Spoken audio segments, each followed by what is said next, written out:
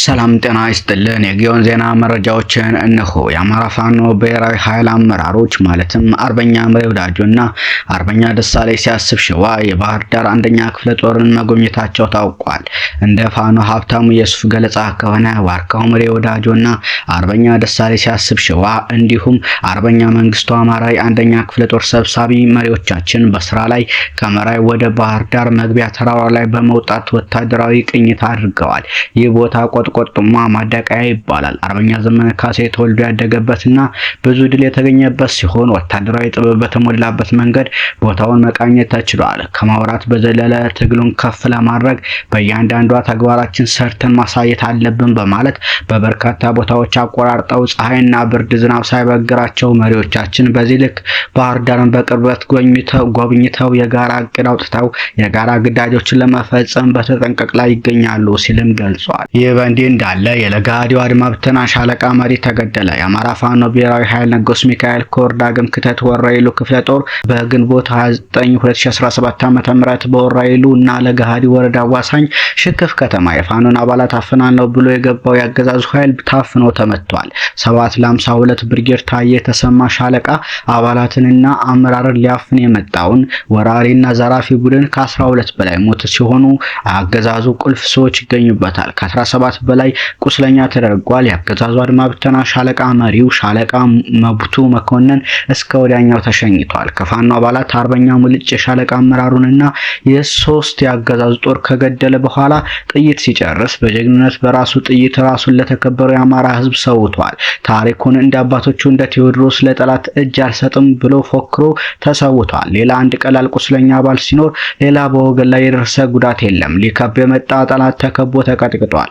የፋኖን ምት መቋቋም ያቃተው አገዛዙ ጦር የፋኖ ቤተሰብ የቁም እንስሳት ዘርፎ ወስዷል። ከዚህ ቀደም ብዙ ቤት ማቃጠሉ ይታወሳል። በዚህ የሚሰማው የፋኖ ኃይል ባለመኖሩ የበለጠ በቁጭት ሸማቂ የፋኖ ኃይል ተነሳስቷል። መዳረሻው ድልና ነጻነት የሆነው የአማራ ህዝብ የህልውና ተጋድሎ ተጠናክሮ ይቀጥላል ሲል የአማራ ፋኖ ብሔራዊ ኃይል ገልጿል።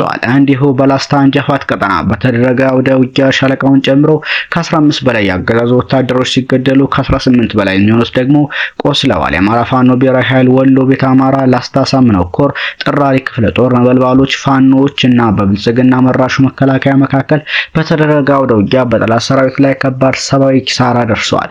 በላስታ ጀነራል ሳምነው ጽጌ ኮር ስር የሚገኘው ጥራሪ ክፍለ ጦር በደመዶ ማርያም በበቅሎ ማነቂያና በግዳን ሙጃ ማርያም በሶስት አቅጣጫ አድርጎ የመጣውን የብርሃኑ ጁላ ሰራዊት በወንዳች ይባር እንጃፋት አድርጎ ላስታ ብልብላ አይና ቡግና ላልኪው ጋዝጊብላን ይይዛሉ ብሎ የመጣን የጠላት ጦር ጥራሪዎች የወንዶች ቁና ይባር ሜዳ ላይ ግንቦት 28 2017 ዓ.ም ሲያራግፉት የዋሉ ሲሆን ይባር መለያ መገንጠያ ላይ አይኮም ሬዲዮ ይዞ የነበረውን ሻለቃ ገለታውን ጨምሮ ከ15 በላይ ያገዛዙ ወታደሮች ሲገደሉ ከ18 በላይ ቆስለዋል። መዳረሻው ድልና ነጻነት የሆነው የአማራ ህዝብ ህልውና ተጋድሎ ተጠናክሮ ይቀጥላል ሲል የአማራ ፋኖ ብሔራዊ ኃይል ወሎ ቤት አማራ ላስታ ሳምነው ኮር ህዝብ ግንኙነት ኃላፊ ፋኖ ቢሆነኝ ቢያበይኝ አሳውቋል። በተያያዘ የአማራ ፋኖ ብሔራዊ አንዱ አካል የሆነው የአማራ ፋኖ ብሔራዊ ኃይል በአማራ ፋኖ በጎጃም ሁለተኛ ተፈራ ዳምጤ ክፍለ ጦር ደጋዳሞት ብርጌድ በግንቦት 30 2017 ዓ.ም የተጓደሉ የብርጌድ አመራሮችን አሟልቷል። አመራሮችን ማሟላት ሂደቱንም የሁለተኛ ተፈራ ዳምጤ ክፍለ ጦር አመራሮች ማለትም የክፍለ ጦሩ ምክትል ሰብሳቢ እሱ ባለው በአምላክ አደረጃጀት መምሪያ ኃላፊ 10 አለቃ ድርሷቸውና ወታደራዊ አስተዳደር ኃላፊ ወርቅነህ የኔጌጥ በበላይነት መርተውታል። በዚህ አመራር የማሟላት ሂደት የብርጌዱ ወታደራዊ አዛዥ 10 አለቃ በቃሉ ሞላ፣ ምክትል ወታደራዊ አዛዥ ታደሰ ጌታነህ፣ ምክትል ዘመቻ መምሪያ ኃላፊ ጌታለ ጊዜ፣ ንብረት ክፍል ኃላፊ አብርሃም ያለው፣ ሂሳብ ሹም ኃላፊ ሙሉጌታ አልማው፣ ህግና ስርዓት ባይ አባይ ካሳውን ይታየው፣ ወታደራዊ አስተዳደር ዲያቆን ደጀኑ ከፋልና ኦዲትና ቁጥጥር ምክትል ሰብሳቢ ስንታየው አታላይ ሆነው ተመርጠዋል ሲል የአማራ ፋኖ በጎጃም ሁለተኛ ተፈራ ዳምጤ ክፍለ ጦር ደጋዳሞት ብርጌድ ገልጿል። በተያያዘ አማራ ፋኖ ብሔራዊ ኃይል በጎጃም ቀጠና 5ኛ ክፍለ ጦር ታምር ሰሪውን በርማ ብርጌድ ሻለቃዎች ሪፎርም ባደረገ ማግስት ጠላት ላይ ብርቱ ክንዱን ጀምሯል። በቀን 26/09/2017 ዓ.ም የአብይ ወንበር አስጠባቂ ኃይል የተለመደ ተግባሩ ህዝብ ማሰቃየት፣ መዘረፍ፣ ሰላም መንሳት ወዘተ ለመፈጸም ከወገዳር ተነስቶ ወደ ማር ወለድ ቀበሌ ሲንከላከል ሻሜት በምትባል ልዩ ጎጥ ሻለቃ 1 ንስር ሻለቃና ሻለቃ 2 ቆምጠው ሻለቃ በጥምረት ባደረጉት ትንቅንቅ ያገዛዙ አገልጋዮችን እስከ መጨረሻው ሲሸኙ ከ4 በላይ ቁስለኛውን ተሸክመው እንደተመለሱ እንደተመለሰ የብርጌዱ ህዝብ ግንኙነት ካሳሁን አማን ገልጿል። በሌላ አቅጣጫ ደግሞ ከሁለት ሻለቃዎች የተውጣጡ ተወርዋሪ ኃይሎች ወደ ወገዳድ ከተማ አስርጎ በማስገባት ለአንድ ሰዓት ከተማዋን ተቆጣጥረው ቆይተዋል። 200 የሰልጣኝ ልብስን መማረክ ተችሏል። እንዲሁም የአገዛዙ አገልጋዮች አልባሳት፣ ፍራሽ፣ ሬንኮት ተማርኳል። በአጠቃላይ ብርጌዱ ምክትል ዘመቻ መምሪያ ኃላፊ መቶ አለቃ ዮናታን በቀለ እንደገለጹት የአገዛዙ አገልጋዮች በተንቀሳቀሱ ቁጥር ሽንፈትን ተቀብለው ከመመለስ ውጭ ሌላ ትርፍ እንደሌላቸውና በተካሄደው አጭር ኦፕሬሽን በፖለቲካም በወታደራዊም በስነ ልቦናም ከባድ ኪሳራ ገጥሞት ወደ መጣበት ተመልሷል ብለዋል። በሌላ ዜና በትናንትናው ዕለት 29/09/2017 ዓ.ም አገዛዙ ኃይል ከሌሊቱ 11 ሰዓት ከወግዳድ ተነስቶ ወይንም ቀበሌ አሰስ መንገድ ህዝብ ለመዝረፍ ሲንከላከል ነበልባሎቹ ቆምጠው ሻለቃ ቀድሞ መረጃ ስለደረሳቸው ደፈጣ በመያዝ ከፍተኛ ጉዳት አድርሰዋል። የአስር ሻለቃ በማርወለድ አባክር በኩልና በሀብታሙ የሚመራው የቢዛሞ ፋኖ ሻለቃ በአበስጋማ በኩል በመሰለፍ ወግዳድ የመሸገውን የስርዓቱ አገልጋይ ከጠዋቱ 3 ሰዓት እስከ 6 ሰዓት አፈር ሲያስግጡት ውለዋል። በሁለቱም አውደ ውጊያ አብይ ተላላኪዎች 9 ሙትና አንድ መንገድ መሪውን ጨምሮ 10 ቁስለኛ ሆነዋል ሲል ካሳሁን አማን ገልጿል። ይህ በእንዲህ እንዳለ በጥቅሉ የአማራ ፋኖ ብሔራዊ ኃይል በጎጃም ቀጠና ቀስተ ዳመና ብርጌድ ታሪክ ሰርቷል። ቀይታ ይፍታዬ ንጉሴ ክፍለ ጦር ቀንደኛው የህዝብ ጠላት ባንዳ እርምጃ ወስዶበታል።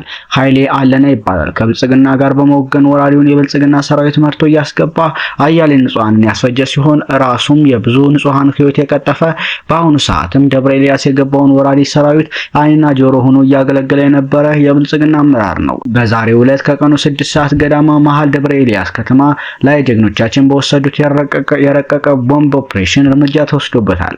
በዚህ ክፉኛ የተበሳጨው ነፍሰ በላ የብልጽግና ቡድንም አንድ ሴትን ጨምሮ ለገበያ የመጡ አቢቲና ጸጋ ሞሴ የተባሉ 3 ንጹሃንን በግፍ ረሽነዋል። እንዲሁ ሁለተኛ ተፈራ ዳምጤ ክፍለ ጦር መብረቁ ተፈራ ብርጌድ 7 ቀን ሲዋጋ ውሏል። ከሞጣ እስከ አዴት ያለውን ሀገር አቋራጭ ጥቁር አስፓልት በመውረር የፋኖን ገቢ ምንጭ አደርጋለሁ በማለት በየቀጠናው አሰባስቦ የመጣው የጠላት ኃይል ግንቦት 30 2017 ዓ.ም በአፋባሃ ጎጃም ቀጠና ሁለተኛ ተፈራ ዳምጤ ክፍለ ጦር የገባውን ጠላት በከበባ እስከ መጨረሻው ለመደምሰስ ከየብርጌዶች የተወጣጡ ሻለቆችን አሰልፎ እየተጠጋ ባለበት ሰዓት የብልጽግና አገራይ ቡድን በደረሰው መረጃ መሰረት ጓዙን ጠቅልሎ ቀጠናውን ለቆ በመውጣት ለጊዜው ከመደምሰስ አምልጧል። አበራደሙ ሻለቃ የክፍለ ጦሩ ተወርዋሪ ኮማንዶ እና የአምስቱ የብርጌዶች በመናበብ ጠላት ያስበውን በማክሸፍ በልኩ ማናገር ችለዋል። በተያያዘም ህዝባዊ መድረኮችና ንቅናቄዎች እንደቀጠሉ ናቸው። የቀይታ ይፍታዬ ንጉሴ 6ኛ ክፍለ ጦር ጅብላ ሞተራ ብርጌድ ታላቅ ህዝባዊ ውይይት አድርጓል። ውይይቱ በደሳነሴ ቀበሌ የተደረገ ሲሆን በስብሰባውም ለማህበረሰቡ የትግሉን አሁናዊ ቁመና አስመልክቶ በብርጌድ አመራሮቹ ስልጠና የተሰጠ ሲሆን በተጨማሪም የቀበሌ አደረጃጀት ፍተሻም ተደርጓል። ሰሞነኛ መረጃዎች እነኛን ይመስሉ ነበር።